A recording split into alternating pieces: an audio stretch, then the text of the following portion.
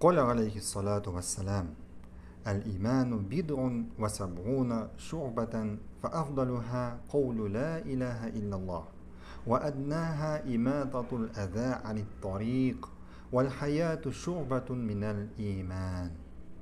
Peygamberimiz sallallahu aleyhi ve sellem etti. İman. Ol 70'ten artık baskış. En yukarısı la ilahe illallah sözleri. En tubani yoldan kişilerge gazap getirüşü nerseni alıp koyu. Hem uyalşınlık imanның bir baskışı bulup tura. Uyalşınlık imanның bir baskışı bulup tura. Demek imanның 70'ten artık baskışı var. 70'ten artık baskışı var. Hem en büyüğü nindi? La ilahe illallah. La ilahe illallah. Hem en tubani jirden kişilere gazap getirişi nerseni alıp koyuyor. Bu sözler barısıdan delil bulup duran nersege?